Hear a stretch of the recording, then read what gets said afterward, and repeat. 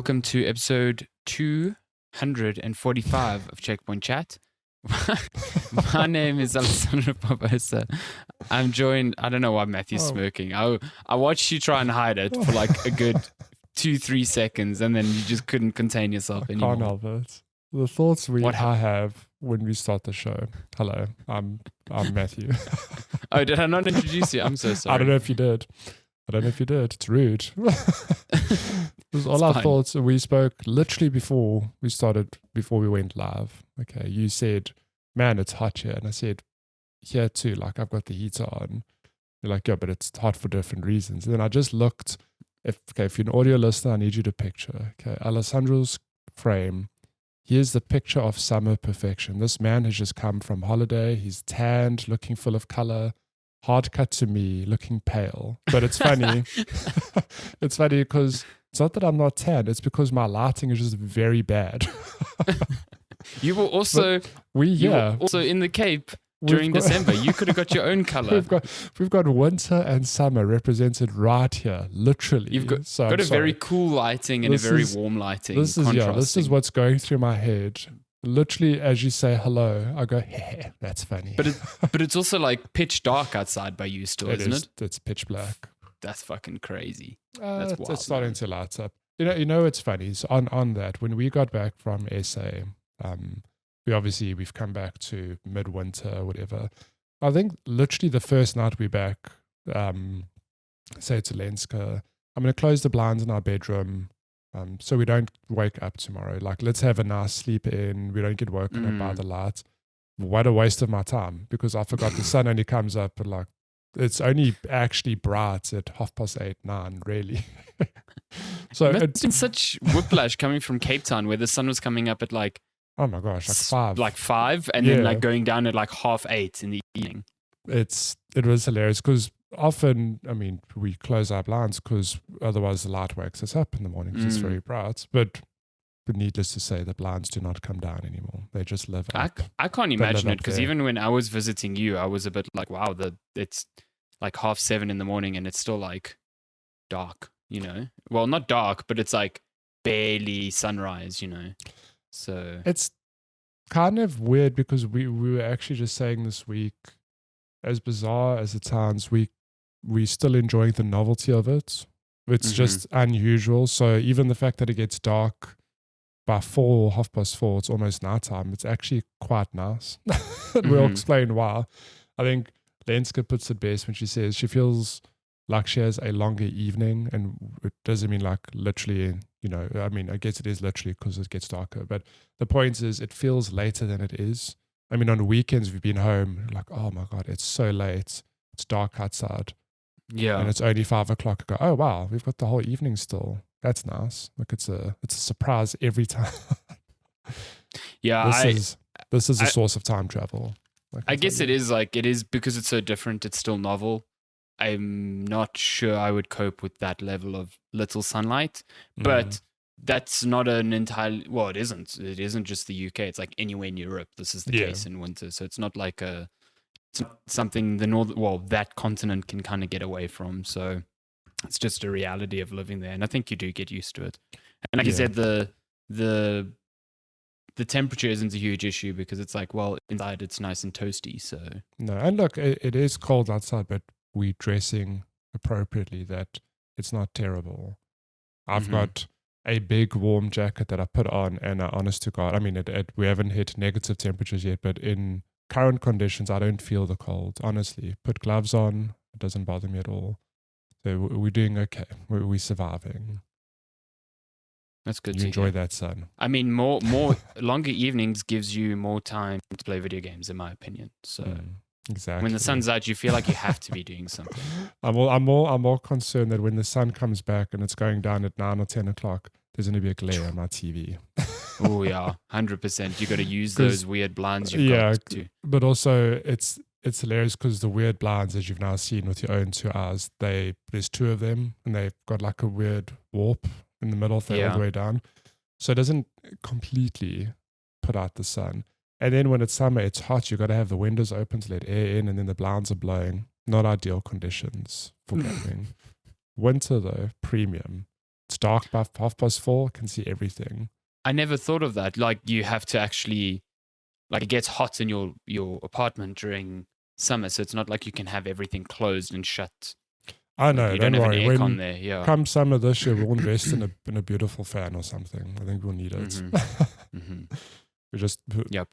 We had just moved in this last summer, so it wasn't exactly our priority. At least you know that your PC was up to the task in less than ideal thermal environments, you know? Yeah, it's funny when, I mean, this is a whole discussion we've had off the podcast. My PC for ants had heating problems. It was just running super hot. And then I sort of addressed that and I tested it during the last heat wave we had. And I think if it can survive that, then it's good. It should survive whatever other weather we get. It's not ideal. It still runs a little bit hot because it's a PC for ants, but it works. So that's fine. Yeah. I mean, also, if the only fresh air it's getting is like 40-degree air, then like only so much it can do with that. Exactly. Yeah. Poor little thing. Poor little... It's a cute little cube of a PC. I quite like it. It is. I still have to actually use it. I found that the things we've been playing and reviewing have been more like PS5, Switch. Last thing I played on it was probably Cocoon, which is not graphic intensive, and then Starfield before that, which is probably way more intensive than it needs to be for a game that doesn't look that good. Exactly. 100% nail on the head. I mean... We nearly went down the route of doing Alan Wake on PC, but we still have to play Alan Wake. I feel like I need to see that. I just feel like I need to see what that is all about. Just replay it. You play it again, New Game Plus again, you're good. Oh, but then I'd have to. There's no cloud save like transfer, so I know. This is one of those times where I wish, because I would 100%. I do want to replay the game. I would love to replay it on PC though. But cross progression is not a thing. Yeah, I'm not playing through it all again just to get to New Game Plus and then play through that. Like, no way. Are you even an Alan Wake fan? I mean, I am, which segues nicely into, I guess, video games. Let's check one chat, talk about them. We played them over the holiday, played more of them than, well... I don't know. That's debatable. More in some times and then less in others, I think. But definitely, I had a week before we went to Cape Town, or before like Christmas, where I just had like pretty much nothing to do. Shani was still at work. So I just like properly dived into, committed to finishing Alan Wake 2. You had already finished it by that point. I think you had just finished it. Oh, you're right. You hadn't, because I ended up overtaking you without realizing this. Yeah, so this is exactly the sort of thing that went through my head at the time. Was like, oh, Matty's finished it, so I'm just going to talk to him about all the things I'm finding, up until the point of Matty going, wait, what are you talking about? I have not reached that point. I was like, please don't spoil it. I haven't. I had no idea. And then I completely forgot that, yes, you had come this side without finishing it yet. And you had to wait until you went back home to the UK to finish. I was very far. Yeah, like my bad. You weren't wrong there. I'd made quite a dent in the game, but I hadn't finished. I mean, you were like still within like Act 2, I would say, of 3. No, I wasn't in the last stretch, no. But I think we can preface this discussion just saying we both finished the game. We're not going to, I don't think we'll talk about explicit spoilers. And if we do, we'll obviously give fair warning.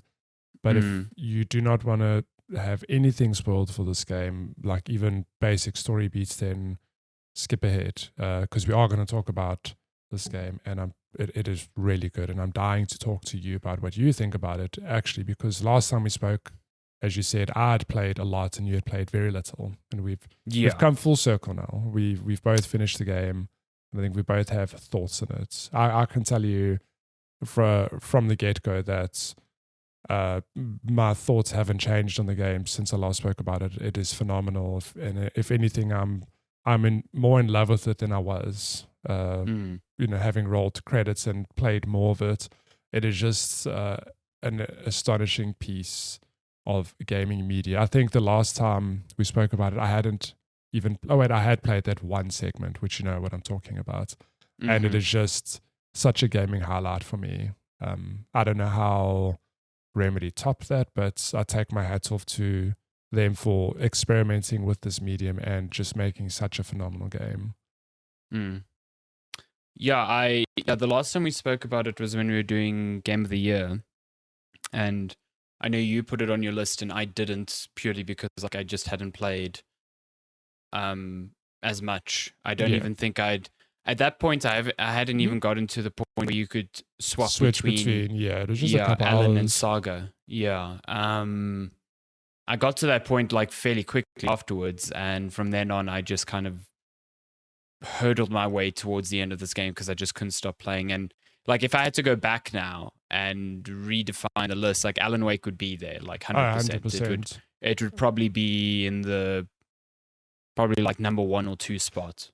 It was my number 2 spot. I think on any odd day it would have been my game of the year. 100%. Yeah, I could see it being the same for me, because it is like, it's not, I don't think it is a perfect game by any stretch. I think it tries so many different things, and I think many of those things stick in very strong ways. Some don't, but it's just so ambitious in so many ways and trying to do so many cool different things within the medium of video games that I don't think you see, especially in the realm of like AAA development at all anymore. You don't see this sort of risk, this sort of audacious, like these ideas that actually get put in and work. And I think a lot of that comes down to just Remedy being super confident in how they make games now, and understanding that players are kind of there for that sort of experience. You know, they're there for it being super weird and meta, and mixing these genres of like, it can switch between this incredibly atmospheric horror to this almost, I don't want to say campy, but weird and endearing, you know, like section of gameplay that is probably the best thing I played last year. And for all of that to be within the same game is kind of mind-boggling. And then you've got the stuff like, if you're watching the gameplay now, this melding of FMV and video games that work super, super well because they're done so subtly and intelligently, I think.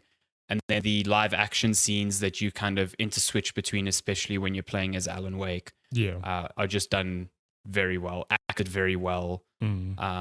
I didn't know until after I finished the game that the actor for Alan Wake, like the guy you see in the live action scenes, is not his voice actor. It's not the voice actor.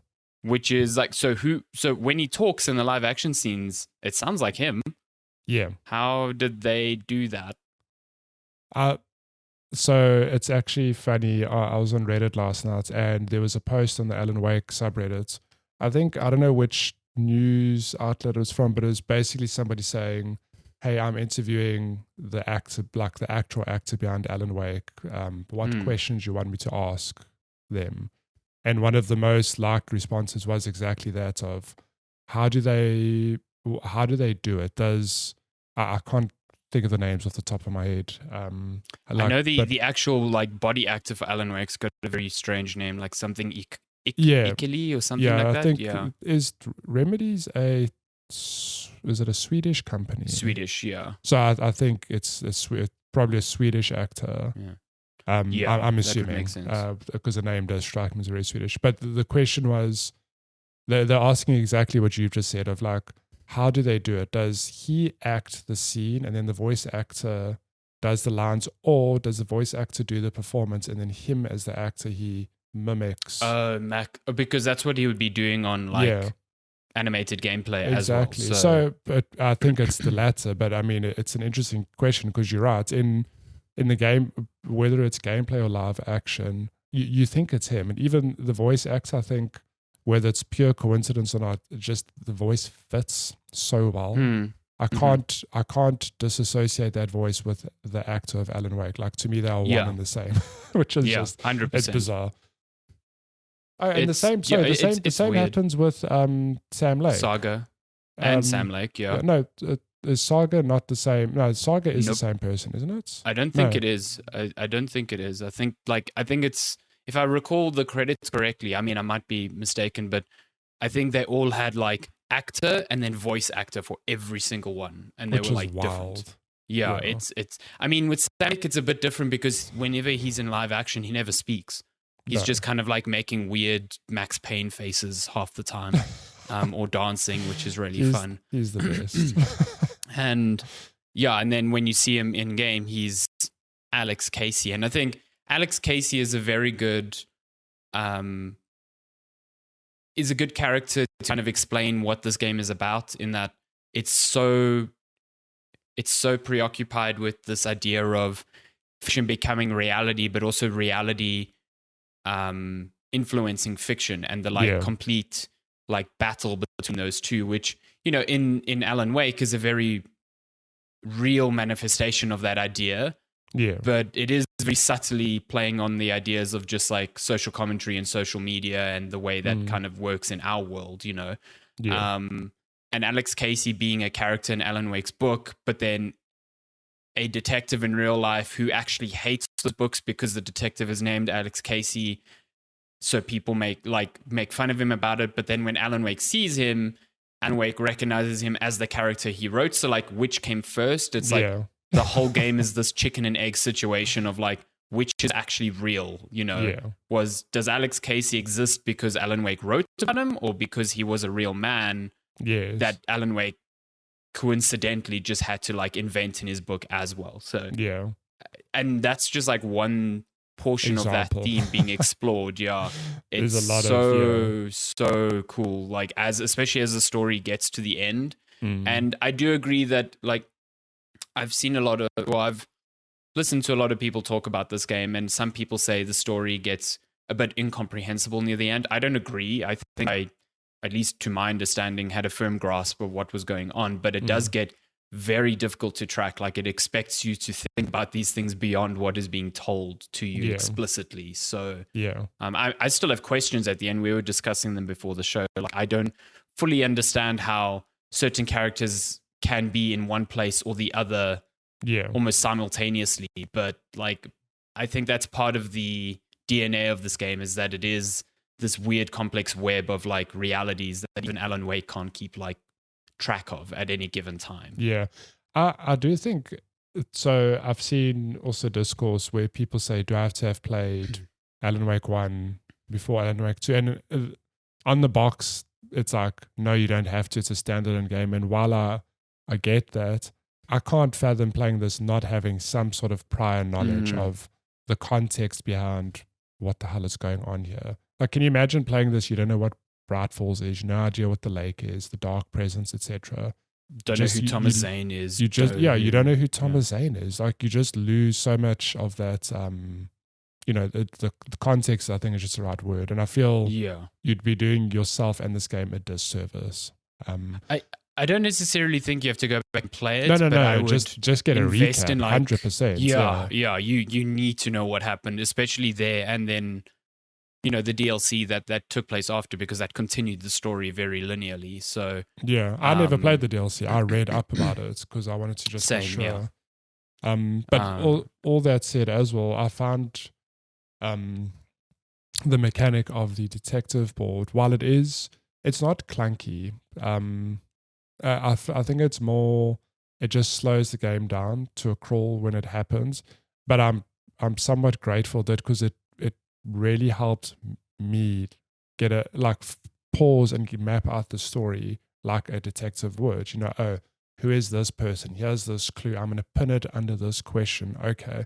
It's like, I know it's Saga figuring things out, but it's also helping me, you know, consume the story, because I'm obviously then being sort of led along in the same way she is, which I think is just so clever. Like, I think it will put some people off having that interjected into, you know, this horror game, but I really appreciated them including that, and I think it's very clever.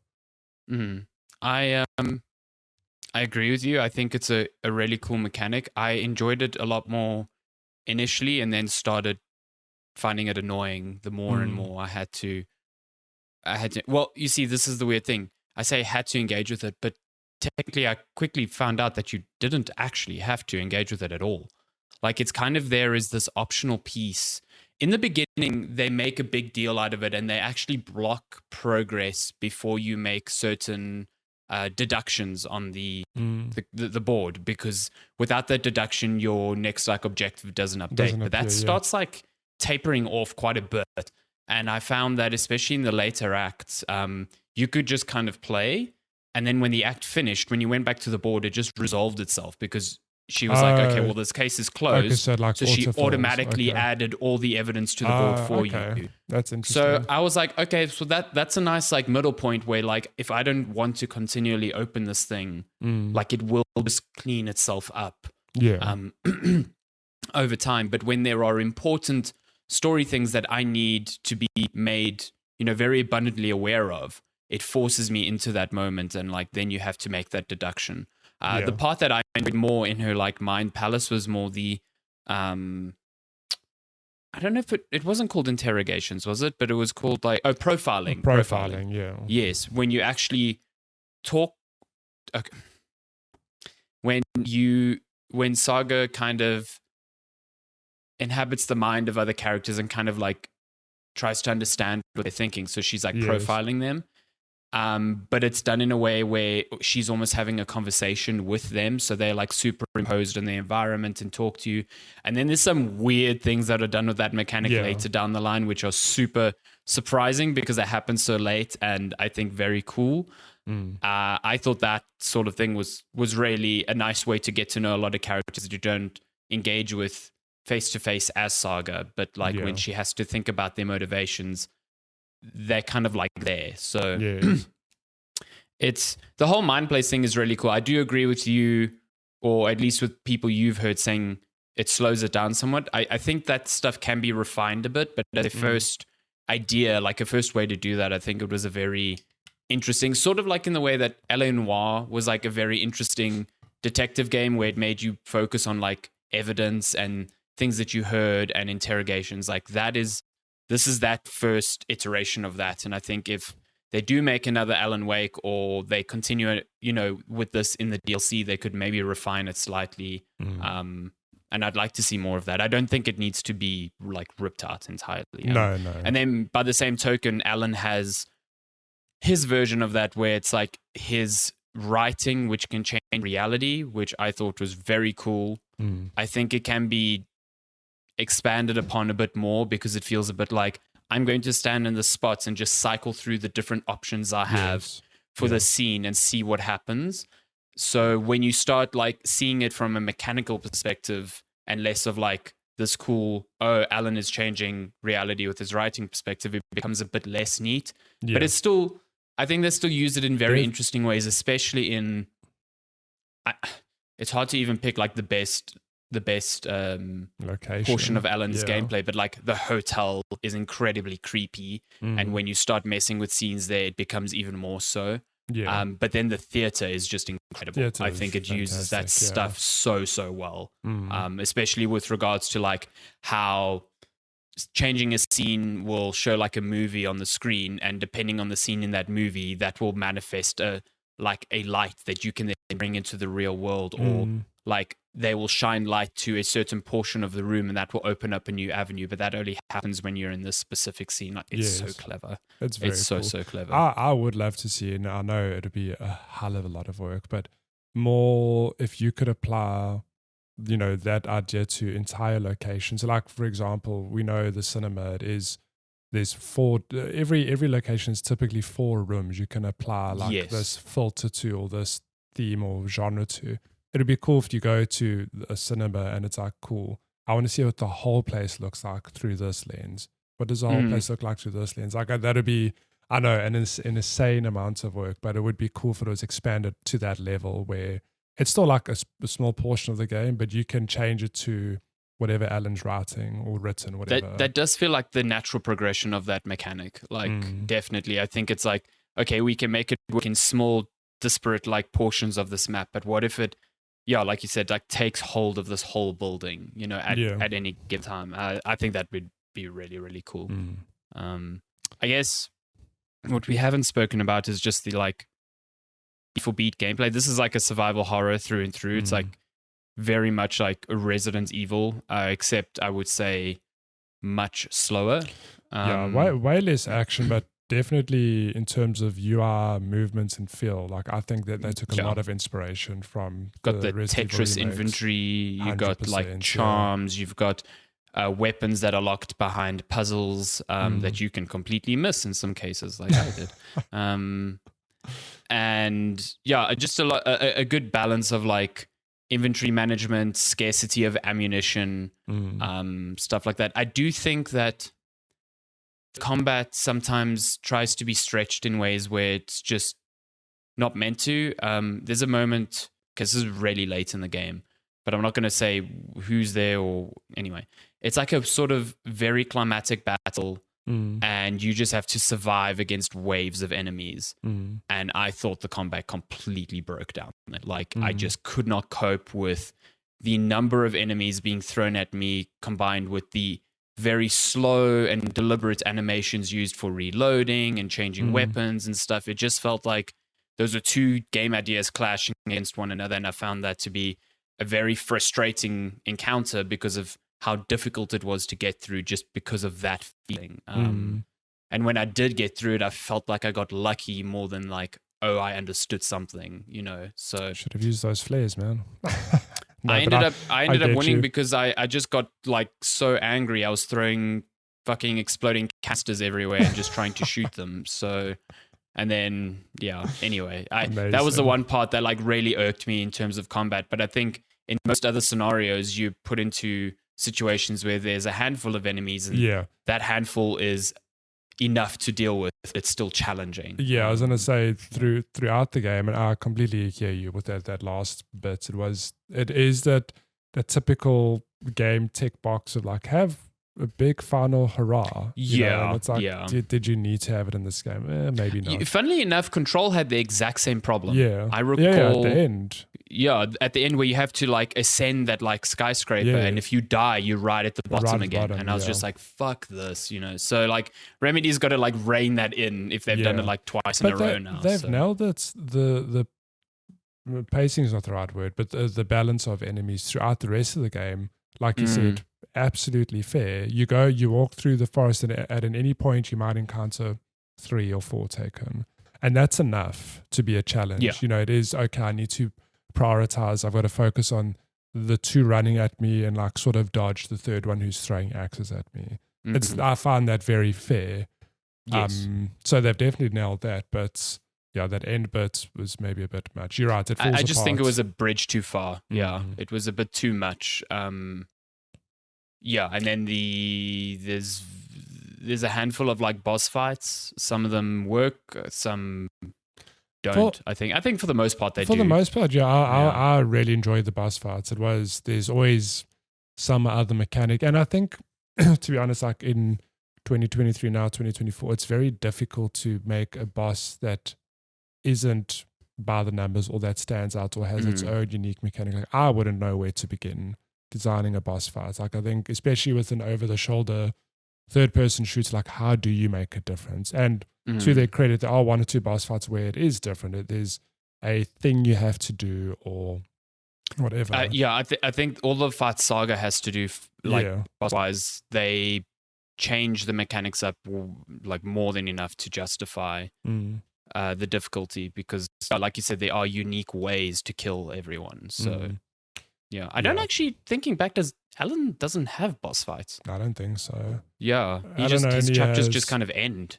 Alan has it's funny because Alan has like very looping rooms. He's got looping rooms, and he's got shadow monsters, which I enjoy them purely from the fact that I really enjoy. So I'm going to sign in on that quickly. Those shadow monsters that Alan fights, I really enjoyed it because it was very difficult to figure out which ones were real, which ones were fake. And I can't tell you that I found a trick or a thing that went, oh, that's clearly a real one. I need to shine my light on it. So I was always like cautious around them.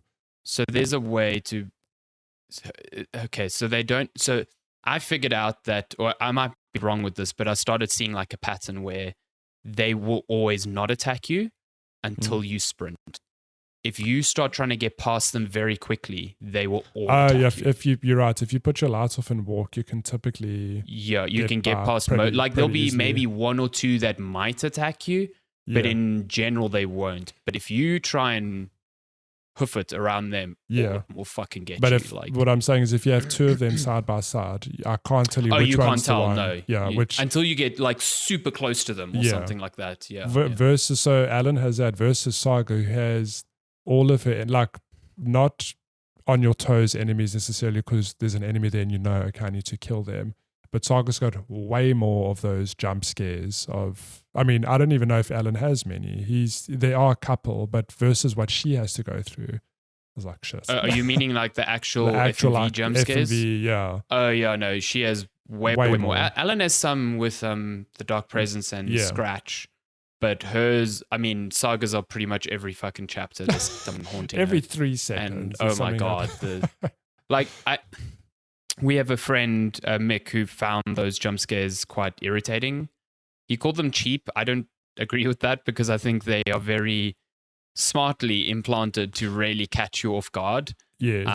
And they're done with intent. Like, they are tied to character moments, or you soon learn that those jump scares are like people from the dark place trying to fuck with you, essentially. It's actually like, I think by the end of the game, you realize like, oh no, it's thematically done right. Yes, it's not just you walk around a corner, jump scare happens for shits and giggles. No. I mean, and like we've said, there's moments in Sagas like when you're in the old age home, when you're trying to hunt down an old lady, it's just a character and she's haunting you. It is some of the most terrifying, just because of how visceral that image is. It is like haunting. Like, I can picture it in my head now. It is so well done and done at moments you don't expect. There are parts where you are like, I'm waiting for this to fucking pop out at me. I'm waiting, nothing happens. And then when you're not expecting it happens. It's a good example of this, and this is a mild spoiler, but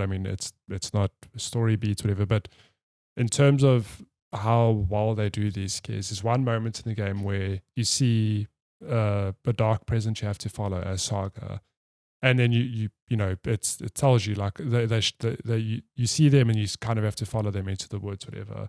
You think, okay, shit, there's going to be like a boss fight or something now, but on the way to following them, there's a save room there. So of course I walk into the save room and I hit and I'm there to save, but there was a jump scare in that save room, which I didn't expect. Like that to me, it was just genius, because I think, oh, thank God.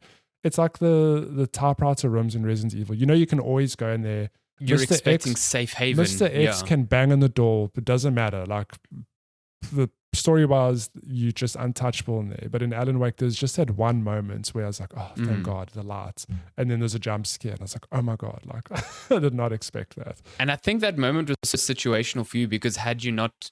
I could have just skipped it, yeah. Yeah, if you had not gone into the save room at that point, because that is more of a like very story moment, like you would have never seen that. But I think it's because thematically you are now entering the light where the dark presence hates being, so it's just reminding you that it's there. Yeah. Type of thing. It's very well done. All of those moments are incredibly well done. I mean, we can talk about this game, I think, forever. It's a really tremendous game that I think everyone should at least give it a go. Like, I can completely understand that with its pacing and with its gameplay ideas, it's not going to be for everyone, especially if you're going in expecting a more action-heavy Resident Evil styled experience. It's like almost the antithesis to that. It is far less combat, way more exploration, and a lot of very, I think, demanding narrative where you have to think about what's happening rather than just it being dished to you. But it's, I think, for people who want to engage with it, it is incredibly special. Yeah. My unfair request to everyone is to play it for at least the first 8 to 10 hours to get to the Astral Maze equivalent of the game. And then you can put it down. Then you can say, this game's not for me. You say 8 to 10 hours, but it could be even more, because if someone just decides to play Saga completely, they'll never see that until... When you can switch between protagonists, play Alan ASAP.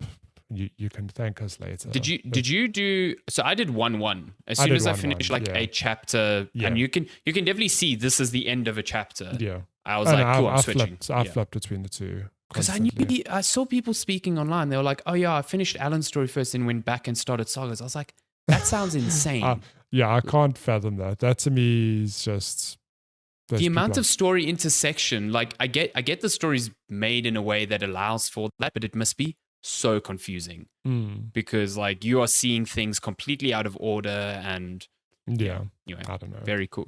But yeah, go play that Astral Maze equivalent. It is. It's that, and don't Google it. You can't. You have to play through. You can't watch it. It's just that the magic is lost. I've never in my life played a game.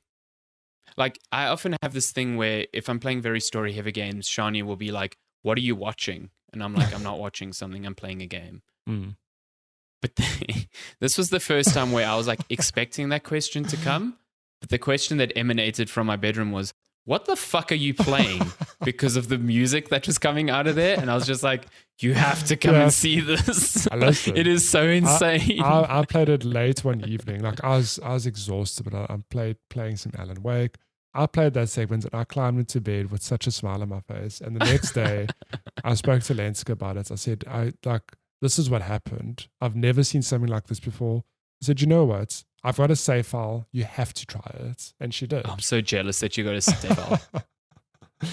It's amazing. Absolutely. Just how many times have you listened to that song since then? Way too many times. It's so good. It's so good. It's and really, again, really good. You can't, I don't even want to say the name of the song because listening to the song gives away so much of that moment's energy. Like, even knowing, because I knew that it was coming. Like, I knew people had been talking about it. They were like, there is an Astral Maze moment in this game. And when it started, I'm like, okay, this is probably it. I'm ready. I also knew immediately. I was like, this must be what people... And to be honest, when it started, I was like... It's like, oh, okay, cool, this is fun. Is this, like, it's cool, but is this the moment people have been like... Yes. And then by the end, it was like, that was fantastic. It's just so incredible. It really... And it goes on... It straddles the line of like, maybe this is going on for too long, but also at the end I was like, I wish there was more of this. Like I need 5 hours. Absolutely loved this. Yeah, just I can picture so many moments from the FMV in that game, from that moment that are just live rent free in my head till the day I die. I think. Yeah, like so good. That is like. Now I know we beating the shrimp. That's like a top 10 gaming moment for me. It's something I'll never forget. Oh, yeah. It's really, if we had a category for that last year and we had played Alan Wake, this would be like number 1, 2, and 3 up there. Yeah, so good. For sure. Sure. So I think the long and the short is play Alan Wake 2. Yeah, play Alan Wake. It's fucking great. We've only spoken about it for and there's half an hour. And there's 2 DLCs coming, so cannot wait. Yeah, I'll play super stoked to see what they do with that. There's a bit of a lull. I mean, I say there's a bit of a lull between games coming out. I've just played Prince of Persia, which we'll get to. Are you mad? I know I'm mad. I do want to play Quantum Break because it is the one. It's a good game. Remedy game that I've just missed. I'm a mad apologist for that game. Look, I'll go and I know more or less mechanically what it's about, but I know nothing about the story. So it's also not as long as like an Alan Wake. Exactly. So you can also now download the series, so you don't have to stream it. And you have to watch that series. They're like half an hour episodes. They're fun. Remedy just experimenting with ways to intertwine these mediums. Like Alan Wake 2 and Control don't exist if things like Quantum Break didn't, I don't think, in my view. Quantum Break walked, so Control and Alan Wake could fly. 100%. Could run. Sorry, I completely butchered that. It's the same thing I say. I agree with that, and I agree with the notion that Sunset Overdrive walked, so Spider-Man could run. So Spider-Man could swing. There you go. My goodness. Prove me wrong. Fun fact, Lance Reddick's character from Quantum Break was supposed to be Roland Dahl. I also saw that after, because what I typically do when I finish games, especially narrative-heavy games, I obviously have my own understanding, but I like to go read up what other people have said or what maybe I've missed something, and that was something that did come up. And he actually was in the credits. They did Yeah, they probably started with him. I think, he must have been yeah. there in some capacity. Shame. I think that would have been a very nice way to tie that all in, because like it would have explained a lot about his character in Quantum Break. Like when you learn a bit more about what and who Wallendall is, like it starts and makes you puzzle pieces. Yeah, I mean, I've been trawling through the Reddit, and I think there are hints that all of this exists in the same thing. Oh yeah, 100%. And I'm so happy that they are like going through with this idea. Yeah. It's, I mean, it's going to make the next Control so fascinating. I think. So even okay. So we are going to move on, but the last thing I'll say is that if I had not played Control, there are a lot of things in Alan Wake 2 that also would have you don't have to have played Control, don't get me wrong. But I thought, maybe there'll be a nod to Control in some form. But I feel like playing Alan Wake 2 without any of that is like watching just a random Marvel movie in the MCU. Yeah. And like, but expecting to understand everything. Yeah, that whole FBC is actually present throughout Alan Wake and very present, prominently. Yeah, I mean, no spoilers, but there's actually are some story beats linked to the FBC, and it's like if you've not played Control, you see them very early in the game, and I thought, okay, this is going to be like the nice little callback, and then they are involved way more. So I mean, Control's a fucking great game. So like, go play that too. Just play all of Remedy's games. Go back. I never played Control DLCs. No, not at all. I want to play the Alan Wake DLC with all the time I have. So imagine thinking Ati is an Alan Wake 2 character. What a wild thing. It's crazy. Absolutely. Maybe he is. Who knows? I don't know. Cool. Okay, so other games very quickly that you played over the holiday before we dive into. What else did you play over the holiday? Did you play anything else? Was like Alan Wake? So after Alan Wake, I was kind of like empty. I didn't know what to do with myself. And I was like, okay, well, I'm going to play Legend of Zelda, try and finish that. I did play a little bit of that, and I took my Switch to Cape Town. Never really, I straight up did not boot the thing up while I was there for like 10, 12 days. Just enjoyed not playing games for a little bit. Played a lot of poker on my phone. That's nice. What I played. What I did end up playing when I got back home, because I just had this weird urge, which is strange, because I've been the one person I think in our Discord that has really been like, I don't get this game and I don't understand it, and I've never really. So I'm very happy to say that I am now into Dead Cells. Nice. I've just started playing like a run or two a night. I'm kind of understanding it in a way that I never used to prior, and I'm digging it, and I might buy that Castlevania DLC. It looks cool. So, it's wild to me because Dead Cells feels like a lifetime ago for me. That's like early Switch days. It came out in like 2018. Yeah, and I inhaled that game. Yep, yes, Jeff and Darren. I was doing exactly what you did, like a run or two a night, because the runs are like quick, anywhere from 15 to 30 minutes long, depending how far you get. And that Castlevania DLC is fantastic. Like nice little callbacks to that franchise, cool weapons. Have you played it? Yeah, I've played it. Oh, I had no idea you played the Castlevania DLC. Okay, sick. Spoke about it on this podcast. I don't recall at all. I do not recall. To be fair, I don't recall half of the stuff we've spoken about, so it's all good. I've played it. That's good to know. There's lots of DLC in that game, which I think is a bit weirdly implemented, because like when you leave an area, there's like 3 doors, and 2 of them will prompt you to the eShop, and you're like, oh, okay. But it's still, I'm having a good time, having fun time with that game. It's good. Nice. What else did you play? So let me just timestamp this. I obviously chipped away at Tears of the Kingdom. I've made some very good progress there. I've unlocked the whole map basically. Damn. I've done 130-ish shrines out of, I think it's 150. I'm sure I've seen that number kicking around. I have no idea.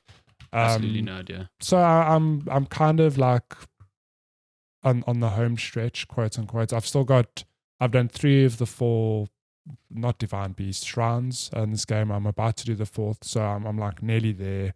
And then obviously the only way to finish a game is to ensure that I've got all the shrines before I go for last boss fight. So I'm getting there. It's been like those listening know we've spoken about this game for months now. I'm 120 or so hours in, still absolutely loving this game, just chipping away at it in small bursts, and absolutely loving it.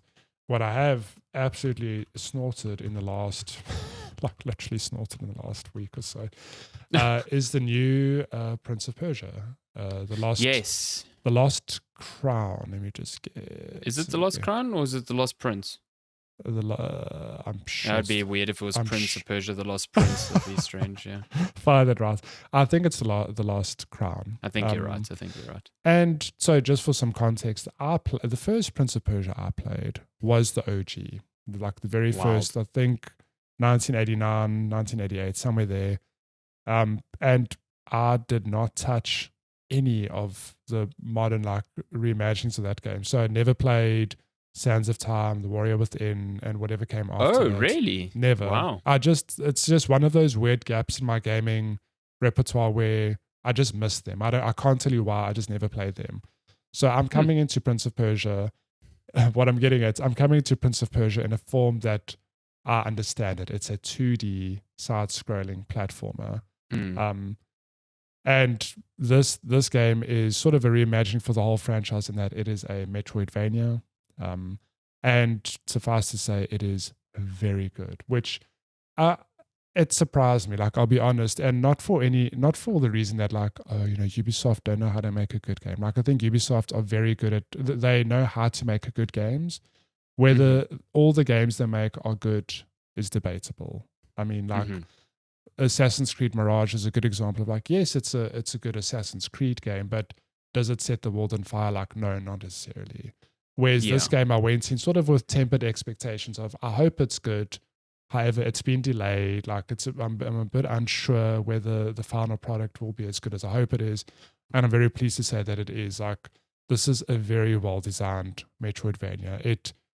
There's a reason I finished it so quickly. It's because I could not stop playing it. Every time I got a new ability or entered a new area, it was the only comparison I have is, remember when you played Hollow Knight as a quote-unquote recent example of, you play a few hours, you go, this is fun. And you hit a point where you go, oh, okay, like, I've unlocked this ability, I can go to this area. Okay, cool, this area is quite big. Oh, it keeps getting bigger. Oh my God, now to loop back to this area. Oh, now I've got this new ability. And the map just keeps getting bigger and bigger, and then it starts folding in on itself. I had a lot of that from this game where I was blown away by just the level of detail in every single little screen, to the point where there are optional, in typical Metroidvania fashion, you'll get an ability that lets you get to an area that you couldn't get to before. And these little things are peppered throughout the map, and you don't have to engage with all of them. But like, there are moments where I've looked at my map and gone, oh, there's a darkened area. Let me just go explore there because maybe that's where the next objective is. And then I go there and it's just a few rooms with pure platforming puzzles, or just like raw platforming. And I do it and I get a small reward, and then I carry on with the main story. But those little sections are so well designed and so well put together, which just honestly, like, it just surprised me because I didn't expect that. I sort of expected maybe a by the numbers game of like, you go get a new ability, you move on, get your next ability, move on. That's that. But what I got instead is this huge, sprawling, beautifully designed labyrinth with just so many hidden secrets and things to do, and just some really cool ideas which I'd never seen before. Like, I think Noelle mentioned in our Discord this week because she's also played it and her reviews up on her website, Fangirl. There's one main quest puzzle which only exists for this one main quest. It's like 5 rooms where you basically have to it's difficult to explain, but there's a timer and you have to loop. So you'll do a movement with you'll move through the room for 10 seconds, then it rewinds, and the first character that you ran with sort of replicates and you run alongside them. Okay. I know think if you're doing like a time trial in a racing game, you can see your ghost driving alongside you. So it's that, but you using your ghost to help you solve the overall puzzle of the room. So, for example, the first beat will be you run with your first character and stand on a platform to open up a trapdoor. Then it resets. Your ghost runs to the platform to open the trapdoor, but then you go and you jump up the trapdoor and you do something else.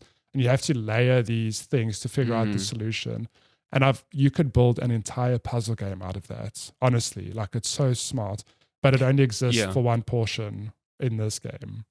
And it's so clever. Like I think the things they've done just blew me away. Like I keep saying surprising because like I did not expect that. I really didn't. And again, that's not a knock to Ubisoft in any way. It's just I wasn't expecting that. Yeah, I'm quite surprised at just the scope of this game. This is not something I would have expected to be like a nearly 20-hour Metroidvania, which is up there with like, well, Metroid Dread is like 15, Hollow Knight is definitely like 20 plus. Yeah. I was expecting this to be a much smaller endeavor that was like a cool Metroidvania, but a much shorter experience. So hearing that it's this fully fledged,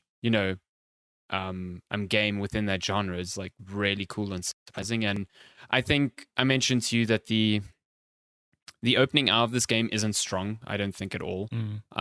It's entirely linear, and they are teaching you the combat mechanics very slowly. And I was just like not that interested in it until you get to Mount Quaff? Yeah, I think the map is called. Yeah, and that's where it's like, okay, now this is a Metroidvania. Now this is a map, and just start getting around here and start figuring things out. And I'm super early in the game still, but I'm starting to see what you see, where it's just like, okay, I can go this route, but there's this thing blocking me. I can go this route instead, and maybe this is going to get me an ability or an item that is going to help me progress.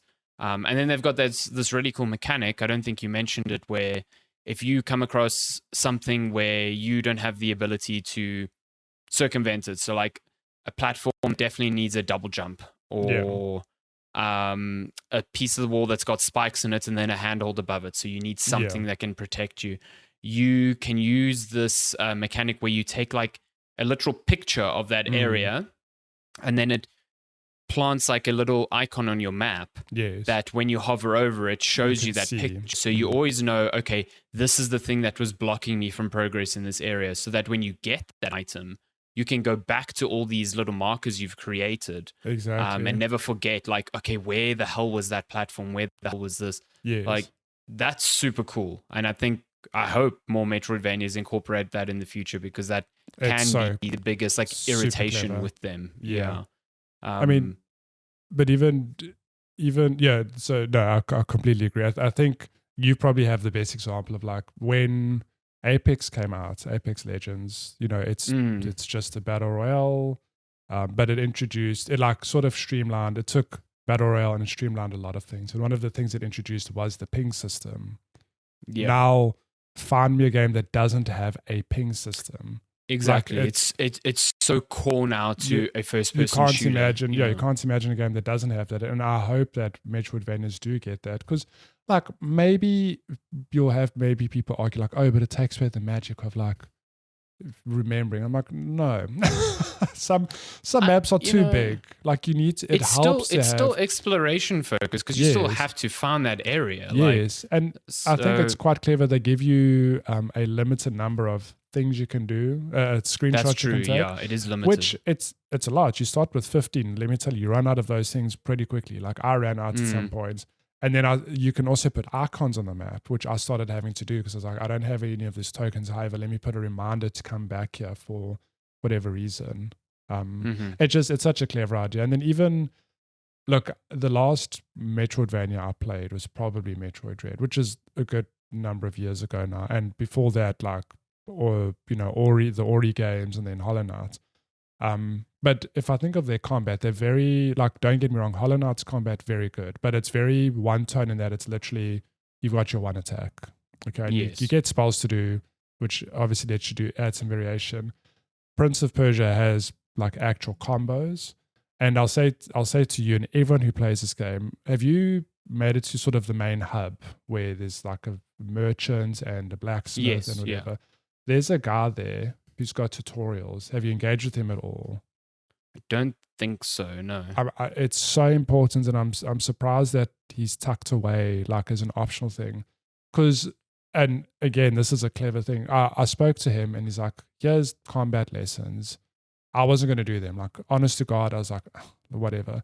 However, they put rewards behind them, like money and like crystals. And I thought, I really want that upgrade. Let me just do a couple of these.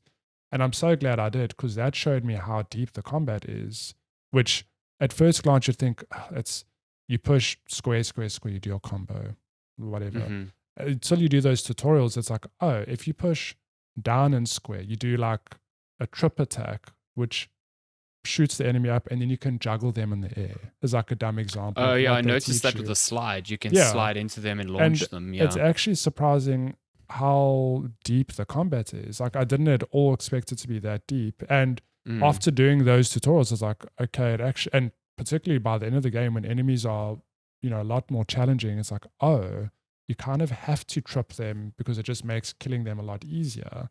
And then add on to that, there's a parry system as well, which just makes it, there's even on the parry system, while I found the window pretty big and forgiving, if you mistime it, you take more damage as opposed to if you didn't parry.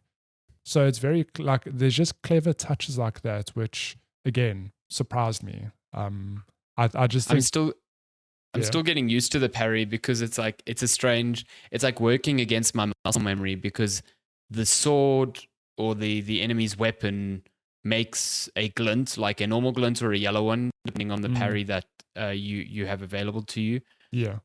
But you still have to time your parry according to when the attack hits. The attack happens, so my mind is constantly like, I see that glint, I press parry, and I'm like way too early, like miles too early. So I'm still getting used to that. I'm not entirely sure why they didn't just, have the glint happen with the attack. I don't know if they want the glint to warn you that an attack is coming, but I don't know. It's working against my brain in a way that I need to overcome. Nah, I get that.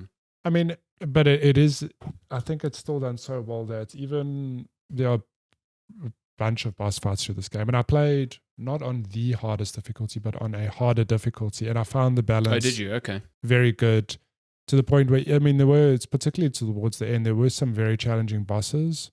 But it was very satisfying. It just clicked that part of my brain where, it's kind of like Dark Souls. You know what an enemy's going to do. You learn their attacks. But here you get to parry when you know certain attacks are coming. And there's this really good balance of the enemy attacks, I parry, I counter attack. And I just really enjoyed it. It's like, I can't praise this game enough, because I think it deserves to be played by people. And I think the sad reality is it will be overlooked by many, because it's January, it's early days, it's a Metroidvania, not for everybody necessarily. But then I hear people like Noel, who isn't necessarily a Metroidvania fan, really enjoying this game, which I think also speaks to the fact that if you're worried about the game being too difficult, you can tailor it to your playstyle. Like, I know she doesn't particularly enjoy platforming bits.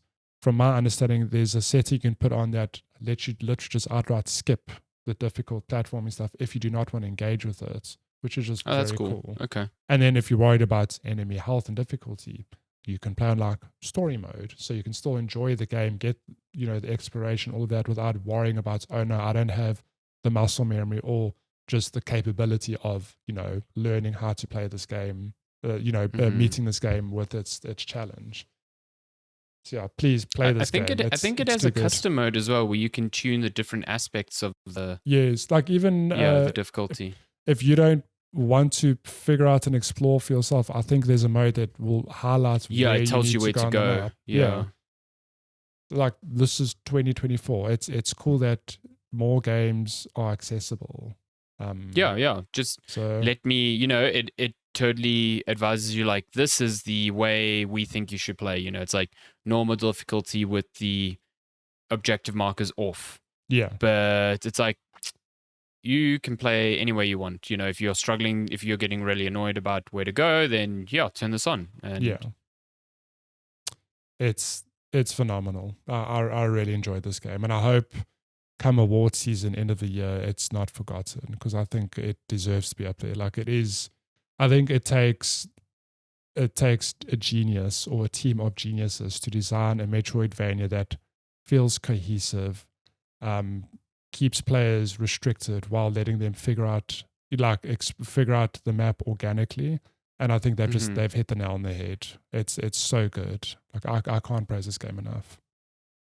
Yeah, no, I'm very glad that you've enjoyed it, and knowing that we sort of like share the same opinions on Metrovanias, I'm excited to play a lot more. And it's cool that the year started off with like you said, a surprise. I think I was hoping for this to be good, because it was like, Prince of Persia is cool, and it being a 2D Metrovania seems like a nice fit. But for it to be as good as it seems to be is a very nice surprise. Yeah. And it's also, it's just to go full circle on what I said at the top of the segment, where my first Prince of Persia was like the OG. Playing this, I felt like I was that kid again. Honestly, like just running through this maze-like structure, and just the spark traps, just little natural hazards that were like killers in the original game. I just had such fond memories of that, being the kid going like, oh my God, like I need to, and even it's a lesson for myself, remembering like, oh shit, like my love for platforming wasn't just Mario. Like, I played the original Prince of Persia way back when, and that it's a platformer. You just investigating this labyrinth and trying not to die. So real cool. I love this approach to the franchise. And look, again, I never played the 3D games. I know people like you would maybe hope to see the Prince have a 3D game again, but I can tell you from my side, I love this, and I would love to see more of this specific Prince of Persia. If Ubisoft, hopefully this is successful, and they just continue on with this as the new like avenue for this franchise, because it's kind of been in limbo for such a long time. It's been in limbo for a long time. So yeah. Cool. Awesome. Play that damn game. It's really good. I think that's pretty much it. We are playing other games, but embargoes are like middle of this coming week, so like it will be saved for next week. There is lots of a lot of games coming out in Jan and Feb. I don't know what the fuck Matty was talking about. Saying it's more end of the year last year. It's more compared to end of year last year. There was so much happening. It was like moving from one game to the next. Like, good example. There's a whole ass Avatar game that I just have not played, which you've played a little bit of, but maybe we'll talk about that next week.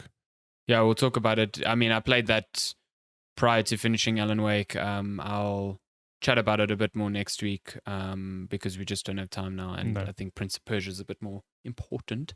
Yeah. But yeah. Cool. Shall we talk about games coming out? In this lull, this complete lull that we have. I wonder if we even have. There's I don't know if there are a lot of games, but there's GameSpot does have their huge. Do they have their 2024? Yeah, I'd hope so. Otherwise, Darren's not doing his damn job. No, I'm joking. Who wrote this? Gabe Gerwin. It's not Darren. Okay, yeah, it's not Darren. It's. Where's the 2024 one? I'm only on the 2023 one. I don't know why. Drop you a little link. Your face might freeze. As I navigate. Oh wait, hold on. I think I can just change the URL. Huh, that worked. Really? Sweet. Yeah. That's hilarious. So we're looking at games from today, January 13th, up until January 19th. Not that many. There's a couple. But wait, this can't be right. What? This is still 2023. What? Look. I'm using your link. Hold on. I'm using your link. Yeah, because I'm looking at it. I'm like, these January, games came out already. Forspoken. Out January 15th. I was like, this seems wrong. January 13th until 19th. Okay, there we go. It's not that many. There was a Devil May Cry game that came out on iOS this past week. I have no idea if it's good.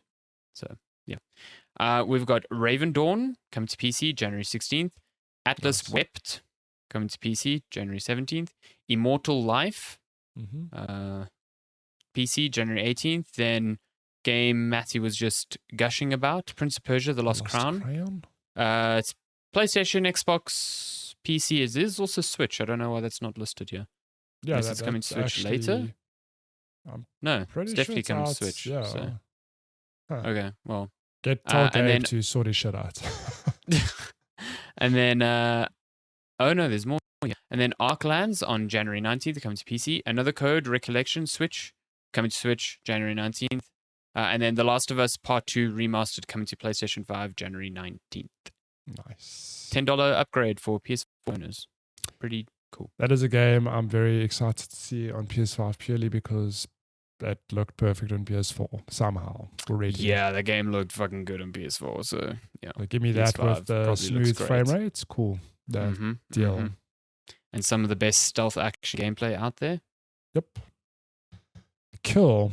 Shall we get to news? I do not know what to start with because it feels like news it's still early beginning of the year, so there's not like huge. It is, yeah. I guess let's talk about what the thing that's coming up this week that we'll talk about next week, the Microsoft or the Xbox Developer Direct. So this happened last year as well. If I remember correctly, it was like Feb, yeah. Yeah. This is the show where Hi-Fi Rush was shadow dropped, back in the day. And I think we got a very long look at Redfall, and that was where the real alarm bells started ringing for Redfall. Remember that time. But yeah, so there's another Developer Direct. It's taking place on Thursday, January 18th at 12 p.m. Pacific time, 3 p.m. Eastern time, 8 p.m. UK time. That means it's 10 p.m. local time.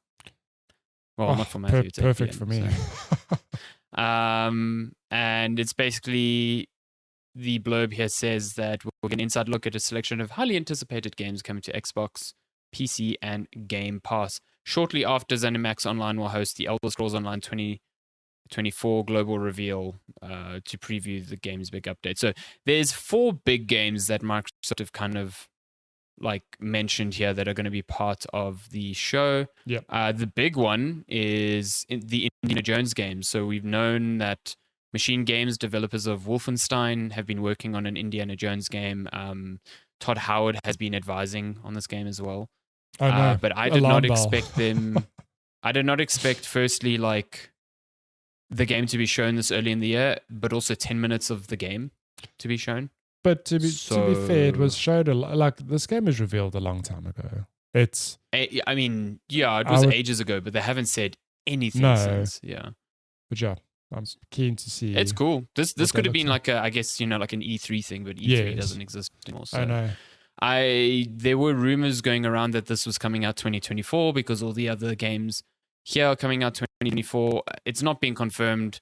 I wouldn't be shocked if they put a 2024 date on it. I also think it's November 2024, for example. Yeah, it could be a big holiday game. The next one is Avowed. That's the RPG that Obsidian, the makers of Fallout New Vegas and Grounded. What's the other RPG? Grounded, yes, Grounded. But they're making a more like a sort of Skyrim-ish game. I think a lot smaller in scope.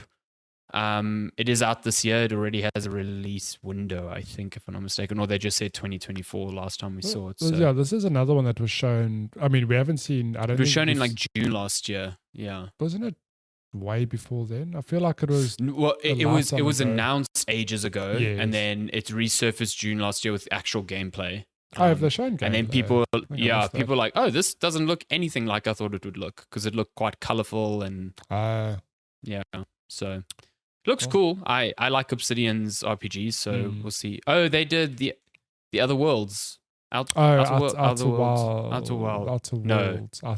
World. Why do those two games have the same name? Almost the same. It's the worst. Outer Worlds. Aura History Untold. This was also revealed in June last year. I think it's made by Oxide Games, a studio funded by veterans of the strategy genre and the creators behind classic strategy titles like Civilization 5. So this is another strategy game of that ilk. And then Senua's Saga Hellblade 2. This has to get a release date here. Surely. Yeah. Like, this is a game that has been teased even before the Series X came out. Like, whatever. Like, they've been talking about this game for so fucking long. Yeah.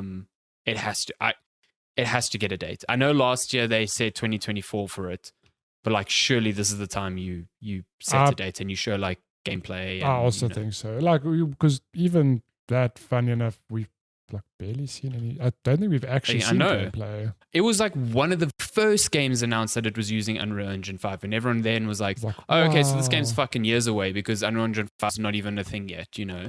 Hey, Unreal Engine 5's a thing now. Where's the game? It's a thing now. Fortnite's using it. Like, some games are using it. We got that Magic Hand Shooter using it. It's wild out here. Put it on do the box. you think we get another surprise a la Hi-Fi Rush? I was thinking that. Look, we don't want to be greedy. Okay, the 4 games from Microsoft to sort of set the tone for the. Like, I wouldn't be surprised if by the end of the showcase, all these games have release dates, and it's almost like to what Phil Spencer said once upon a time. They want to hit like a big release every quarter. I think he said that. It's like there's a big AAA per I don't quarter. think they've ever done that. They've never done it. I think this, for example, is like, yes, avowed, like it's not likely, but like avowed Q1, Indiana Jones Q2. Like, you know what I mean? They can list it out. It would be cool for them to map out the year. However, that would be a good approach with the 4 games. Yeah, and I think can I just be clear? I have no insight. I work on Xbox. This direct, no, I'm taking this as gospel. It's gospel. I get told shit. Okay, this is just my assumption. So if it happens, I'm sorry. It wasn't an actual leak. But I wouldn't be surprised. It would be a nice little cherry on top because I think the response to Hi-Fi Rush was really good. I know maybe Hi-Fi Rush isn't as successful as we all hoped it would be, but it was still a nice surprise for Microsoft. And I think they saw that sentiment of like, this went down really well. Maybe that out of one of their 4 million studios, there is a game ready to go that hasn't been released. It's also like Hi-Fi Rush, a side project. I'd love to see them go, cool. You've seen these 4 games. Here's a surprise out now. Shit. In the perfect world, that would be amazing. Listen, I would love that primarily, but I think that's because like Hi-Fi Rush was like one of my favorite games from last year. I don't think they'll do a shadow drop per se. But I think if anything, there will be a game that they've not disclosed that they will show, you know. Hollow Knight Silksong out now. Also, we bought Team Cherry. Don't play with my heart. Don't play with my heart. We bought Team Cherry. Could you imagine? Silksong game out now. Show just opens with Silksong and it's like out now. Xbox Game Pass. Boom. I'm there. Let's do it. What are you waiting for? I don't think so. If I was going to put money on Silksong appearing, the eventual Nintendo Direct in February. Yeah. And I think it would appear there. And if not there, then we have to wait till fucking June. Oh my God. Yeah. To see it. I think just sticking with Microsoft quickly, I guess let's just talk about Starfield. Starfield's next update promises over 100 fixes and improvements. PC beta. Will it make it fun? Will it remove all of the load screens? No, it won't, because I think that ain't a patch that can just happen. I don't know what this promises, but Starfield's not going away anytime soon, and I don't want it to be clear. It's more, I'd love to see what they're going to do with it. It's their big game. What plans do they have? No idea. Some of these fixes, players can expect improvements to sun disk geometry and planet ring shadows. Yes. Awesome. Remedies for instances when ships' hatches are marked as inaccessible. Okay, that's a big thing. Plus another fix for the lingering and entirely hilarious issue of asteroids following ships. That sounds like a feature, not a bug. Why are you removing that? Ships have their own gravitational pull. It's science. Yeah. Come on. What's going on there? Sure. I mean, for people still attempting to engage with Starfield, that's cool. It's cool that the game's getting better for you. There's almost nothing at this point that will get me to play that game. I will say that if you are a big Starfield fan, I'm glad I played the game through to see credits, because I do still think the twist or how they set up New Game Plus is very cool and interesting. So yeah, if you're playing the game, I get it. You want to keep playing New Game Plus for a number of reasons. Here's a big patch for you. Last piece of Xbox news is that Sea of Thieves reportedly could be coming to PlayStation and Switch, possibly in early 2024. And this is according to this article, following speculation that Microsoft may be considering bringing Hi-Fi Rush to Switch. Which is cool. there was like it was reports in the same week that were like saying two different games, but neither of them was saying no, the other one's wrong. This is the actual game. They were just kind of saying that in tandem, both of these games sounded like they were coming. Yeah. So yeah, I know Jeff Grubb at Giant Bomb said that he had heard from people at PlayStation that Sea of Thieves was coming. He had not heard anything about Hi-Fi Rush, but then other sources were saying Hi-Fi Rush. Steven Totilo also mentioned Sea of Thieves coming to other platforms. So I definitely think this is a thing that is being discussed. I don't think this is a thing that, this isn't a thing that Microsoft announces at their direct, No, this is like you get a state of play from PlayStation and next thing fucking Sea of Thieves pops up. Yeah. I'm still adamant that long-term Microsoft puts, maybe not like day and date, but Microsoft puts their games on PlayStation and other platforms because what do they have to lose? No, I agree. And I think it will take some time for them to warm up to the idea of doing it for their big franchises. Like, will we see Halo on PlayStation anytime soon? Definitely not. Probably not. Like, I absolutely don't think you'll see that. Starfield on PlayStation, I'm telling you, like that. Look, given Could be, how if that game's struggling, then yeah, absolutely. But also given like it's struggling, but think of how many copies it sold. That early edition, whatever the hell it was called, that thing sold so many copies. Can you imagine people on PlayStation? Like, I know we know Starfield is not like a fantastic game, but you best believe there are Bethesda fans on PlayStation who are like, yes, I'd love to play Starfield. Yeah, absolutely. So, absolutely. Yeah, to me, it's a no-brainer. Like, why wouldn't you do that? But what do I know? I could see it. And I think it's totally fine. Like, if Microsoft wants to keep them for a few years and then put them on rival platforms, that's great. That's more money for them. And I think Sea of Thieves is a great one because they can work with like crossplay there, and that community is so big, keeps growing. It's like the one game that is just like trucking along so successfully that people don't talk about, at least in mainstream circles. It's nearly 6 years old at this point. Yeah, which is exactly wild. Yeah, and Hi-Fi Rush is as good as it was. It underperformed, like sales wise. So why not take this really critically acclaimed darling and just put it on places where people will actually purchase it more? Yeah.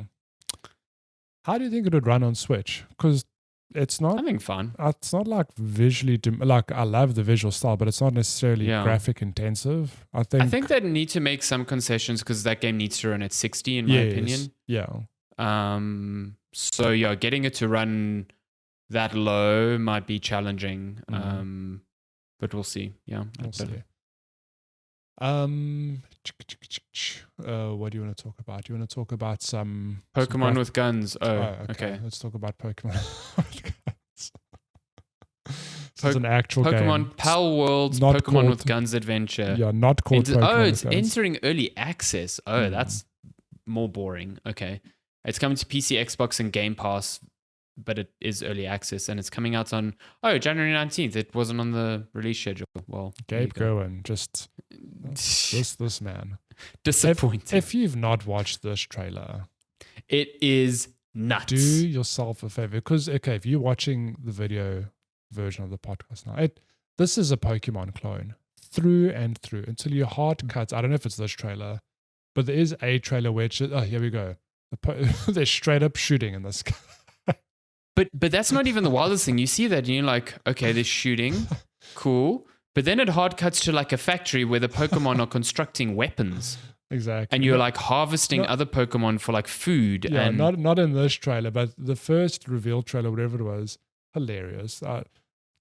That trailer starts and ends in two completely different places, and you'd never just predict. The most wild thing I've ever seen. Yeah. So it's launching in early access. It says here it will introduce PvP, new pals, new areas, and dungeons to explore, plus new survival items and buildings.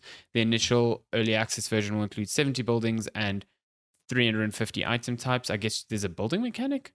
It's also considering incorporating entirely new game systems based on play feedback. This game is going to be in early access for a while.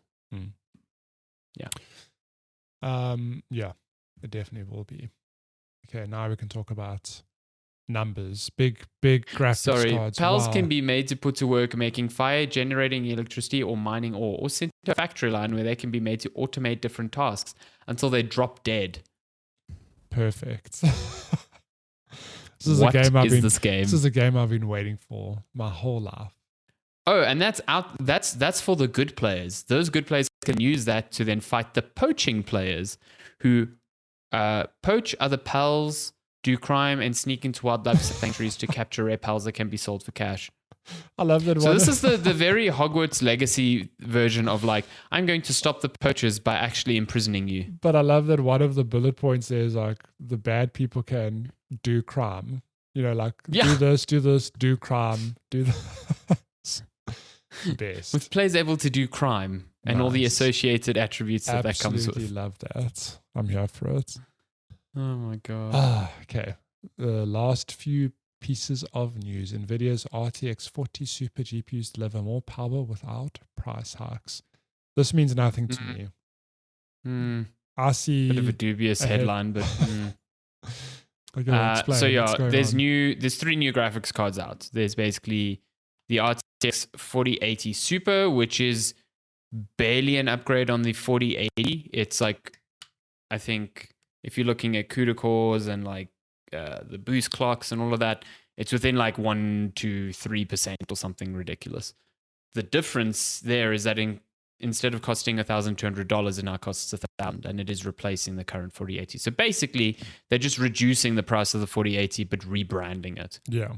$1,000 is still a fuck ton of money for a graphics card, especially when the the higher end enthusiast cards used to be between like $700-800. You know what I mean? Now we're looking at $800, and that's not even the highest end. The 3090 is sitting at $2,000. Oh my god, that is so. Ludicrous. Yeah, no, it's extreme. It's extreme. The 4070 Ti is the super interesting one, I think, because it is the one that has a pretty significant upgrade over the current 4070 Ti. So it's also replacing the existing card. Yeah. It will have a pretty broad increase within like 10% across most of its attributes. The biggest upgrade is that it's jumping from a 12 gigabyte card to a 16 gigabyte card, which for a lot of modern games is very important. That means it has the same memory as the 4080. So that just gives a lot more longevity to your card. And it is going to be coming in at the same price as the current 4070 Ti, which is $800. So no price decrease, but you're getting a significantly better card, in my opinion, for the same price. And then the 4070 is kind of the same thing. No price decrease, same as $600. It gets a very big jump in terms of performance over the current. So the 4070 Super gets a big jump over the 4070. It still only has 12 gigs of memory, but like its clock speeds, its CUDA core count, its ray tracing core count, like almost over 20% difference. Yeah. So lots more power for same price. So that's good. It's cool that NVIDIA, I don't know if they were necessarily bullied in this position because the prices are still pretty high. Like 4070 is considered a mid-tier card and it's costing like $800. That's like pretty obscene still. It's chump change. But it is a step in the right direction. Here's the hope that when the 50 series comes out, you know, the 5070 and 5080 equivalents will just stay at these prices for the, you know, drastic performance difference you'll get there. So that's the hope, that we won't get a 5080 that's back to like $1,300 or something stupid like that. Yeah, no, thank you. These are out. These are doing like a staggered launch throughout January. So I think the first one is the 4070, then it's the 4070 Ti, and then the 4080. Nice. But they're all out by the end of Jan. So yeah. So if you're looking to start 2024 in 4K, here you go. Yes. Yeah. I mean, if you waited, I think if you're on a 30 series card, there's no real reason to upgrade yet. I think you're starting to see like games starting to pressure like your card in a way, but I don't think it's at the point yet where it's like, man, I should really drop $1,000 on a new card. I would wait till the 50 series and then just get a monumental jump in performance. Sorry, no, carry on. No, I was just going to say the 4070 Ti is basically, well, it's just passing like a 3090. So if you have like anything between like a 3080 and a 3090, I don't think you should be looking at an upgrade anytime soon. I've got a 3070 Super, I think. I mean, and my card's still absolutely fine.